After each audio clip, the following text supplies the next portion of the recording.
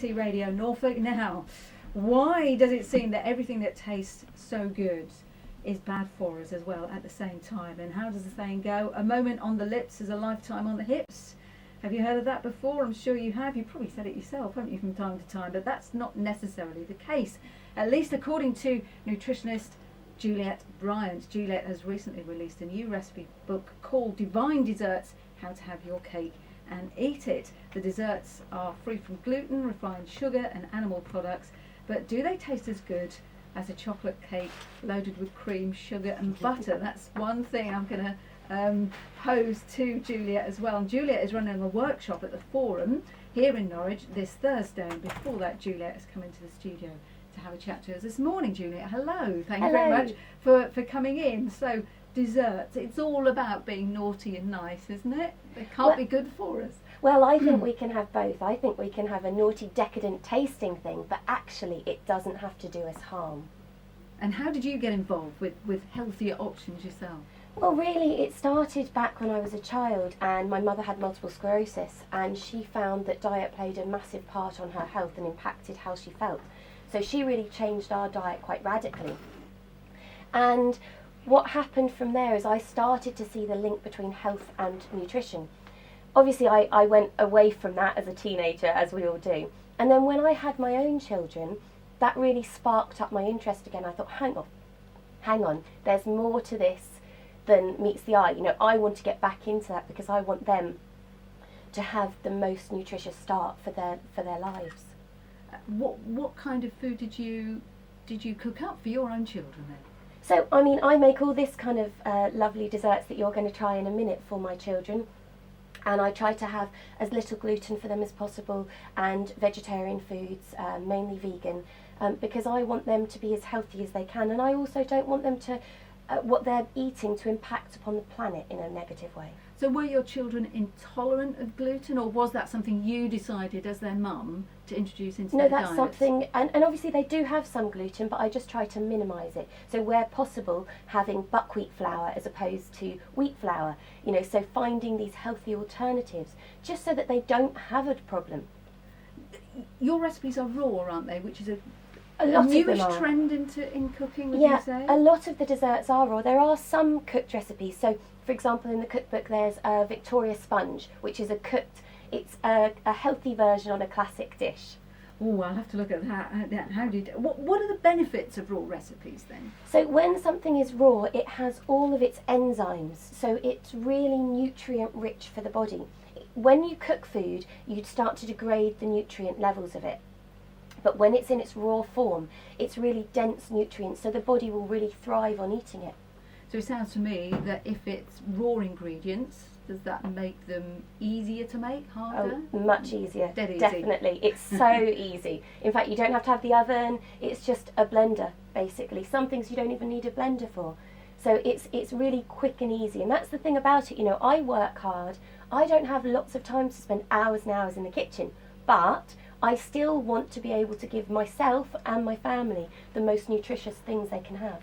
So how can people who are gluten-free or vegan make their desserts a little bit more exciting? How can they make them more exciting? Well, shall I start by giving you something and you can try it, and then I can talk to you about what's in it? Okay. Yeah, please do that. And then, here, and you brought a few things in with you. I did. So the first thing I brought in... That looks a bit like a yoghurty... Yeah, this is a berry pot, and I made this morning. Right.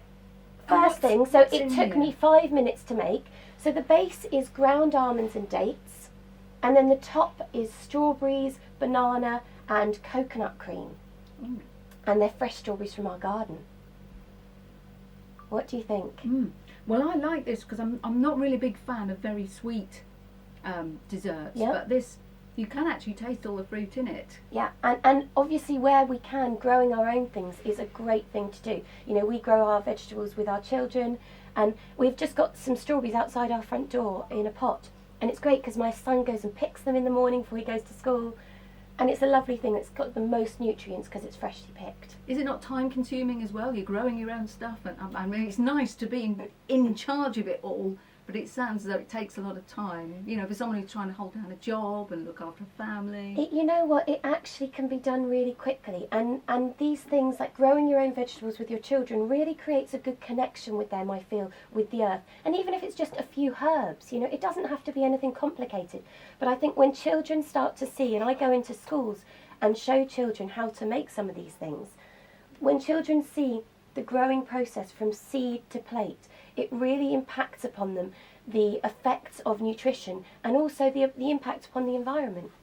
Well, and that again was called That was a berry pot, a berry raw pot. berry pot, yes. I can tell you that was pretty gorgeous. Oh, good. That was lovely. So the next What thing else I've have got there? here... I looked These like are- chocolate to me. Oh yes, this is a peppermint patty. Peppermint patty. You mean as in Snoopy? Chocolate patty in that. So it's a bit like those old, you know, mint chocolate biscuits. And what's in the base of this? So the base of that is ground almonds again with raw cacao, so raw chocolate powder. You've got some maple syrup in there and you've got some fresh mint. And then the middle part, the white bit, is coconut cream, coconut oil, and again some maple syrup and mint. Yeah, that surprised me. Ed's looking in here longingly. You can come in and try some, Ed, if you want. What do you think? Do you like it?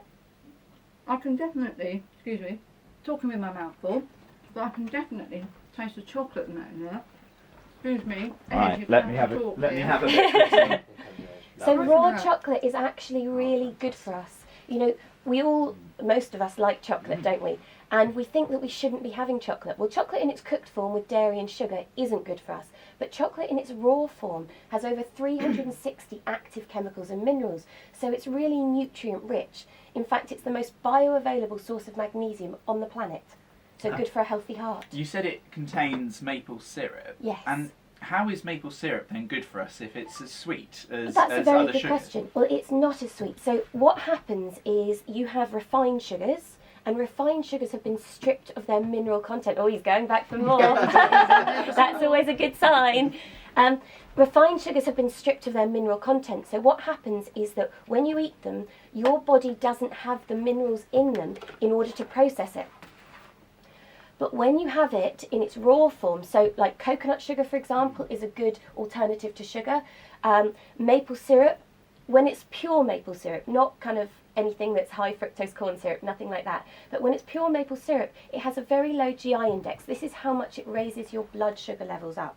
So actually, it's a much healthier alternative to having something sweet, using that or dates or coconut sugar, as I said. Lovely. Right, well, we'll come back and do some more tasting. We'll Okay. play a song, come back and do some more tasting, and then talk about your workshop that's here at the Wonderful. Forum on Thursday.